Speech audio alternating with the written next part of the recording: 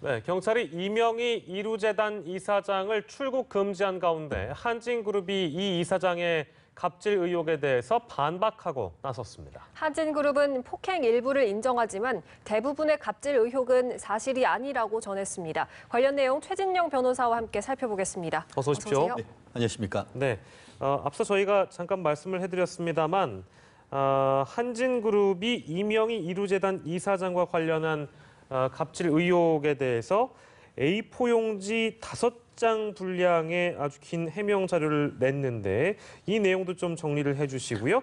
그동안 갑질 의혹에 대해서는 조목조목 해명을 했다고 들었습니다. 그렇습니다.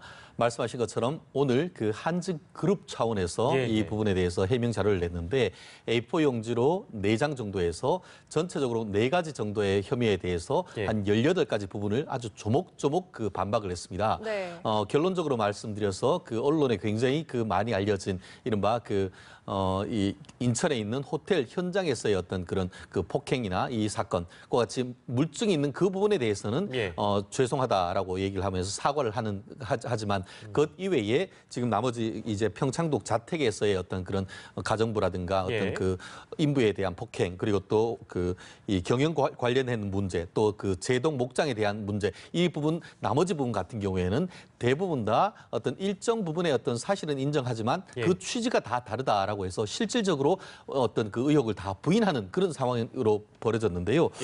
이 부분에 대해서 이제 그 대한항공 내에 있는 분들에 대해서는 상당히 어떻게 보면 비판적인 그런 견해가 오히려 또 늘어나는 그런, 한마디로 해명을 했지만 오히려 반발이 더 늘어나는 그런 상황인 것 같습니다. 네, 그런데 대한항공 측이 지금까지는 그렇다 할 어떤 반박을 내놓지 않다가 이렇게 장문의 해명 자료를 발표하면서 적극적으로 바뀐 이유가 있을까요? 그렇습니다. 뭐 내부적인 사정을 뭐라고 단정하긴 어렵습니다만 한마디로 이렇게 계속 밀리다가는 더 이상 이 그 어떻게 보면 버티기 어렵다. 그렇기 때문에 이제는 단순하게 이제 그것을 감수하는 것을 넘어서 해명을 하는 것을 해명해야겠다라는 그런 수세에서 공세로 전환하는 모습을 보일 수 있고, 그와 같은 것은 지금 조현민 그 전무에 대해서 실질적으로 경찰에서 구속영장을 청구를 했지만 검찰에서 이 기각됐지 않습니까? 결국 적극적인 어떤 대응을 했을 때에 검찰에서 영장이 기각되는 그런 모습을 보고는 이제는 여론에 떠밀리기보다는 법적인 대응을 하는 것을 통해 가지고 실체적 진실을 밝히겠다는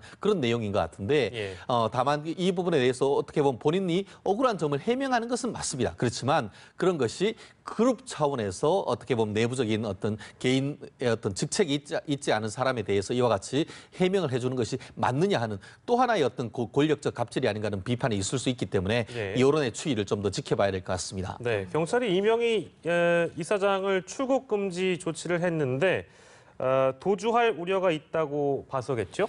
그렇습니다. 실제로 지금 그 내사를 거쳐서 일정 부분 그 피해자가 처벌 의사를 밝혔다고 합니다. 그렇기 때문에 이제 내사 단계에서 수사 단계로 이제 바뀌었다라고 볼 수가 있고 그러다 보니까 아시다시피 지금 그 이명희 그 이사장 같은 경우에 이루재단 이사장 같은 경우에는 미국에 있는 LA에 자택이 있다고 합니다. 그러다 보니까 경우에 따라서는 해외로 나갈 경우에는 추가적인 수사를 할 수가 없지 않습니까? 그래서 이 그 서울지방경찰청 광역수사대 같은 경우에는 법무부에 출국 금지를 요청을 했고 법무부 같은 경우에는 말씀드렸듯이 해외로 도주할 우려가 있다라는 것을 이유로 해서 현재 그 출국 금지 조처를 했다는 보도가 있습니다. 네. 그런데 이제 경찰이 일부 피해자들한테 처벌 의사를 확인하고 이명희 이제 이사장을 피의자로 전환을 했는데 이제 곧 소환도 이루어질 것 같은데 언제로 예상하십니까? 지금 바로 될 가능성은 좀 높진 않다고 봅니다. 지금 그 혐의를 봤을 때 단순 폭행을 넘어서 지금 경찰 같은 경우에는 다양한 어떤 피해 사례를 모집하고 있다. 그것은 그 법조계에서 해석을 하면은 여러 가지 폭행이 지속적으로 이루어졌다라고 해서 이른바 상습 폭행에 대한 혐의를 가지고 조사를 한다라고 미루어 짐작되는 것 같은데요. 그렇기 때문에 이제 일정 부분에 대해서 피해자가 나와서 추가적인 피해자에 대한 확인 그리고 물증에 대한 확인이 있으면은 그때에 부를 것 같습니다. 그러다 보니까 지금 뭐 이번 주말을 거쳐서 다음 주 뭐 이렇게 보기는 어렵고 추가적인 그 피해자가 조사가 되면은 그때 부를 것 같기 때문에 아마 그 경찰의 추이는 조금 더 지켜봐야 되는 것이 아닌가 싶습니다. 네, 충분한 조사 이후에 이제 소환이 될 것이다. 이렇게 저희가 정리를 하고 강남에서 있었던 집단 폐혈증 사건을 저희가 좀 들여다보면